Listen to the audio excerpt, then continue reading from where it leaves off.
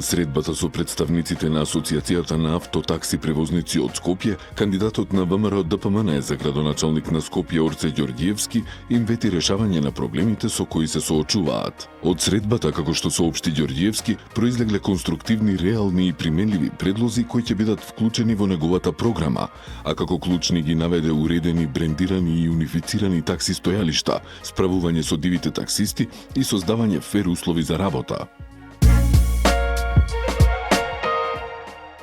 Скопјани не можат да се движат низ градот поради недостаток на јавен превоз. Не можат никаде да се социјализираат без да мора нешто и некому да платат, во недостаток на јавни површини и чист простор, изјави Амар Мециновиќ, кандидат за градоначалник на Скопје од Левица. Затоа, како што појасни тој, за него еден од главните приоритети ќе биде Скопје град со функционален јавен превоз, во кој автомобилите нема да се потребни. Со активистите за заштита на животни, Каја Шукова, кандидатка за градоначалник на Скопје од СДСМ, разговарала како да се реши проблемот со бездомните животни. Таа верува дека ова е прашање на цивилизацијска зрелост и наместо адхок мерки потребен е вистински систем што ќе функционира 24 часа. Таа планира да го зголеми капацитетот на стационарот Лајка и да обезбеди деноноќна служба, а паралелно со тоа и да воспостави комунална полиција под капа на градот, која веднаш ќе реагира на терен и ќе санкционира несовесни сопственици и злоупотреби. Во Младинскиот центар Матично, Општина Центар започна со обуки за наставници и стручни соработници на тема вредности и морални норми кај младите. Оттаму напишаа дека веруваат од инвестицијата во едукацијата на наставниците е вложување во иднината на децата. Реконструирани се подовите со нов ламинат во основното училиште Лиман Каба во Бутел, информира од општината. Во нивната објава е напишано и дека ово училиште добило нов кабинет по информатика и интерактивни табли, а за прв пат по 30 години се уредил дворот, се поставиле нови врати и целосно се реконструирале и тоалетите. Новиот спортски терен за мал фудбал со вештачка трева, лоциран во дворот на училиштето Наум Охридски во Булачани, синоќа беше пуштен во употреба. Како што изјави градоначалникот на Газибаба Бобан Стевковски, со овој терен се исполнува долгогодишното барање на жителите од Булачани, кои со децении посакувале ваков простор за спорт и рекреација.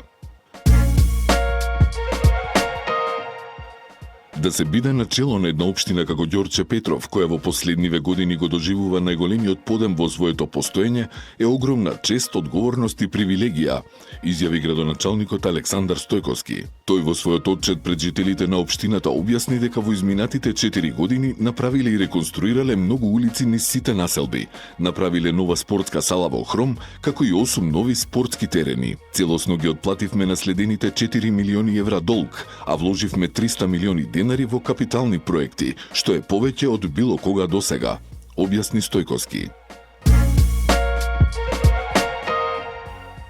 Додека градоначалникот на Ѓорче Петров даваше отчет пред жителите, неговиот против кандидат од СДСМ Костадин Ацевски со видео на социјалните мрежи го повика да даде отчет за нехигиената низ општината. Ова е вистинскиот отчет, ова е сликата за твојот мандат, му порача Ацевски на Стојковски прикажувајќи видео од контејнери преполни со ѓубре. Од Министерството за култура и туризам информираа дека во соработка со Фестивалот за креативен документарен филм Македокс, утре од 10 часот во Младинскиот културен центар ќе се организира работилница посветена на повикот за европски мини-слейт развојни проекти. Работилницата ќе водат хрватските експерти Тамара Бабун Зовко и Матија Дрниковиќ. Синоќа на Карпошово културно лето се забавуваа најмладите. На отворената сцена на плоштадот кај Млечен, младинците и дечињата од танцовата школа Dancers United ја забавуваа најмладата публика во динамичен ритам и енергичните танци. По концертот публиката можеше да се дружи со авторката Ана Јовановска. Македонскиот народен театар ја најави програмата за септември, која ќе започне со премиерата на представата Ангели во Америка. Оваа представа на програмата на МНТ ќе биде на 1 и на 2 септември со почеток од 20 часот. Теренски работни активности за одржување на водоводната мрежа на јавното претпријатие Водовод и канализација се одвиваат секојдневно. Оттаму информираа дека и денес се работи на расчистување и санација на повеќе улични дефекти по градските улици и булевари. Од Водовод и канализација повторно апелираа за рационална и совесна употреба на водата за пиење. Освојувачот на европскиот ЕХФ куп, ракометниот клуб Алкалоид, новата сезона ќе започне со двомечот со германскиот Хановер за пласман во групната фаза од Европската ракометна лига. Скопскиот ракометен клуб завршниот дел од подготовките го одработи во Словенија, каде што настапи на меморијален турнир. Тренерот Кирил Лазаров е задоволен од подготовките и се надева дека Алкалоид и годинава ќе има долга европска сезона.